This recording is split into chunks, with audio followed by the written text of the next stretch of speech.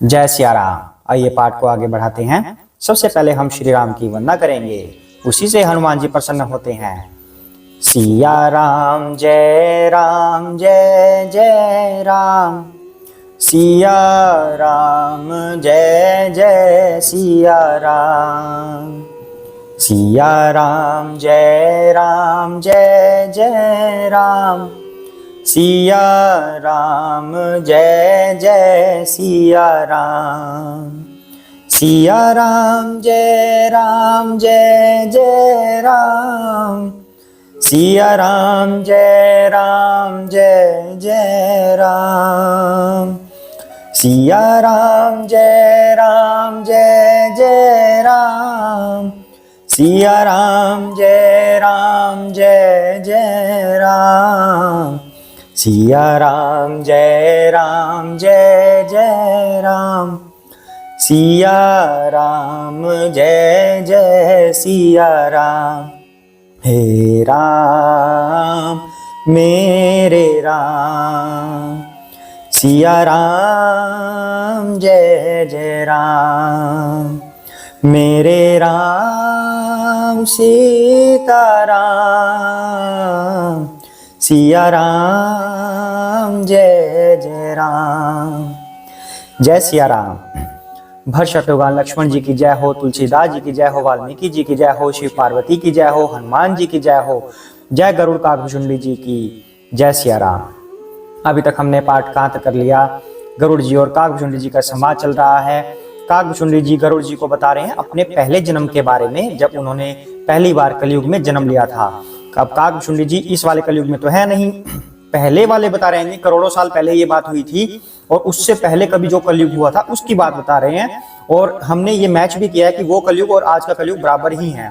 कलयुग का तो वही सिस्टम चलता है, जिस युग में जो होना होता है, जितना धर्म या अधर्म होना है उतना ही होता है। तो उस कलयुग में भी वैसा था, आज के कलयुग में भी वैसा है। तो काकभुजंडी जी ने कुछ कुरीतियां बताई थी। क्या क्या बताई थी? जो शूद्र लोग होंगे वो ब्राह्मणों से संवाद विवाद करेंगे, संवाद नहीं विवाद ही करेंगे, वो कि आप कोई ज्यादा बुद्धिमान थोड़ी हैं। लोग क्रोधी बनेंगे। अब ये बात बिल्कुल स्पष्ट की काकभुजंडी जी ने कि जब वो कलयुग में थे तब लोग क्रोधी थे, अर्थात कुछ लोग कह देते कि हमारा मन साफ है, हम क्रोध करते हैं पर हमारा मन साफ है, हम अंदर से बिल्कुल शुद्ध हैं, पवित्र हैं। पर ये कोई बात थोड़ी ना हुई। क्रोध एक विकार है। जब काकभुजंडी जी कुरीतियां बता रहे हैं और कुरीतियां बताते बताते कह रहे हैं कि क्रोधी होते हैं लोग, तो इसका मतलब ये एक बहुत गंदा विकार है। हमें क्रोध से बचना चाहिए। अगर क्रोध करेंगे तो हमारे अंदर अहंकार पैदा होगा, अहंकार पैदा होगा तो हम भक्ति नहीं कर पाएंगे और भगवान से विमुख हो जाएंगे। भगवान सबको क्षमा कर देते हैं लेकिन कभी भी अहंकारी को क्षमा नहीं करते। या तो उसका अहंकार दूर करेंगे, अगर उसका अहंकार दूर नहीं होता तो फिर उसको क्षमा नहीं मिलेगी। और भगवान अहंकार भी उसी का दूर करते हैं जो भगवान का भक्त हो। जैसे नारद जी को एक बार अहंकार हुआ था तो भगवान ने उनका अहंकार दूर किया था। अर्जुन जी को अहंकार हो गया था एक बार, भगवान ने उनका अहंकार दूर किया था। लेकिन वो उन्हीं का अहंकार दूर करते हैं जो भक्त होते हैं। अभक्त का भगवान कभी अहंकार दूर करने का प्रयत्न नहीं करते। इसलिए हमें देखना है कि हमारे अंदर ये विकार आए ही ना, कि हमें ऐसी कुछ जरूरत पड़े कि कोई हमारा अहंकार तोड़े। हमें भगवान की शरण ग्रहण करनी चाहिए, कभी अहंकार का सहारा नहीं लेना चाहिए। इसलिए हमें क्रोधी नहीं होना, इस बात का बिल्कुल स्पष्ट ध्यान रखना है कि हमें क्रोधी नहीं होना। तो और क्या बताया काकभुजंडी जी ने पिछले एपिसोड में? शिष्य और गुरु के बारे में। गुरु सिर्फ धन लेता है शिक्षा देने के लिए, पर उसका जो अंदर का दुख है उसको नहीं हरण करता गुरु जी। और इसके अलावा गुरु और शिष्य का इस तरह का रिलेशन है कि वो एक दूसरे की हत्या भी कर सकते हैं अगर कहीं पे धन का मामला आ गया। इस तरह की कुरीतियां बताई। अब आगे करते हैं। जय सिया राम। पर त्रिय लंपट कपट सयाने, मोह द्रोह ममता लपटाने, तेई अभेद बादी ज्ञानी नर, देखा मैं चरित्र कलिजुग कर।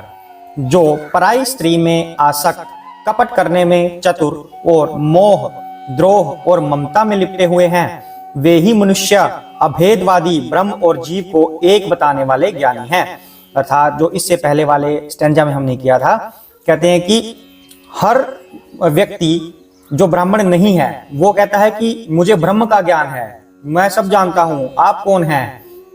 तो उसी के बारे में कटाक्ष कर रहे हैं कि जो पराई स्त्री में आसक्त हैं, कपट करने में चतुर हैं, मोह करते हैं, लोभ करते हैं, ममता में लिपटे हुए हैं, वे ही मनुष्य अभेदवादी ज्ञानी हैं। अर्थात वे ही कहते हैं कि हम ब्रह्म और जीव को एक बताते हैं। अर्थात जिनको कुछ पता ही नहीं है, जिनके अंदर इतने सारे विकार भरे पड़े हैं, वो ही ऐसी कुछ कुछ बातें बनाते हैं कि ब्रह्म और जीव एक ही है। ब्रह्म और जीव एक कैसे हुए? ब्रह्म तो ब्रह्म है, पर ब्रह्म भगवान श्री कृष्ण, भगवान श्री राम, और जीव उनका एक अंश है, ना कि वो पूर्ण ब्रह्म है। तो मैंने उस कलयुग का यह चरित्र देखा। काकभूषण जी कह रहे हैं गरुड़ जी को, आपू गए अरु तिन्हु घालही, जे कहूं सत मार्ग प्रतिपालही। कल्प कल्प भरी एक एक नरका, पर ही जे दुषही श्रुति करी तर्का। वे स्वयं तो नष्ट हुए ही रहते हैं, जो कहीं सन्मार्ग का प्रतिपालन करते हैं उनको भी वे नष्ट कर देते हैं। अर्थात खुद तो उनका कल्याण नहीं है, जिनका कल्याण होना हो उनका भी वो छुड़वा देते हैं। जो तर्क करके वेद की निंदा करते हैं, वे लोग कल्प कल्प भर एक एक नरक में पड़े रहते हैं। जे बरनाधम तेली कुम्हारा, स्वपच किरात कोल कलवारा। नारी मुई गृह संपत्ति नासी, मुड़ मुड़ाई होही सन्यासी। तेली, कुम्हार, चांडाल, भील, कोल और कलवार आदि जो वर्ण में नीचे हैं, स्त्री के मरने पर अथवा घर की संपत्ति नष्ट हो जाने पर सिर मुंडाकर सन्यासी हो जाते हैं। अर्थात अब यहाँ पर ये सवाल मत करना, ये करना ही नहीं चाहिए कि जाति पाति फैला रही है रामायण। अब अगर इस स्टैंजा को कोई खुद से पढ़ ले रामायण में, तो वो तरह तरह की बातें करने लग जाएगा कि रामायण तो जातिवाद बढ़ा रही है, नीचे वर्ण में बोल रही है इनको, भील, चंडाल, कुम्हार, तेली को। नहीं, रामायण को समझना बहुत जरूरी है। सिर्फ पढ़ लिया और गलत समझ लिया, ये तो विनाश का कारण हो जाता है, फिर लड़ाई का कारण बनता है। रामायण कह रही है कि जो ये तेली, कुम्हार, चंडाल, भील, कोल आदि जो वर्ण में नीचे हैं, अर्थात कर्म के आधार पर, ना कि जन्म के आधार पर। हम लोग सबको जन्म के आधार पर ब्राह्मण वगैरह मानते हैं, ब्राह्मण है, कोई कुछ है, कोई कुछ है, हम मानते हैं जाति के आधार पर, मनुष्य आम मनुष्य जब ज्ञान नहीं होता तब। लेकिन भगवान ने जाति बनाई ही नहीं, भगवान ने तो वर्ण बनाए थे 4 तरह के, कि जो जैसा काम करेगा उस कैटेगरी में आ जाएगा। जो भगवान की पूजा करेगा वो ब्राह्मण की कैटेगरी में आ जाएगा। यहाँ पे ब्राह्मण का मतलब संत से है, संत और भक्त, उसको ब्राह्मण कहते हैं।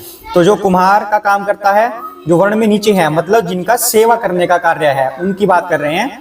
तो जो इन लोगों की बात हो रही है कर्म के आधार पर है कि ये सेवा करने वाले लोग हैं। ठीक है, सेवा करने वालों को थोड़ा सा नीच वर्ण में बोलते हैं, जैसे हम सर्विस कहते हैं, हम तो भाग दौड़ के कहते हैं ना हमें गवर्नमेंट सर्विस चाहिए, पर वो शूद्र वर्ण में आती है, चाहे वो किसी भी जात का हो। मतलब हमारे अनुसार, जो मनुष्य के अनुसार जो जाति पातियां बहुत सारे पंथ बना दिए ना, तो वो किसी भी जात का हो, अगर हम सर्विस में जा रहे हैं, सरकारी नौकरी कर रहे हैं, प्राइवेट नौकरी कर रहे हैं, तो हम शूद्र वर्ण में आते हैं। अगर हम भगवान की आराधना में रहते हैं तो हम ब्राह्मण वर्ण में आते हैं।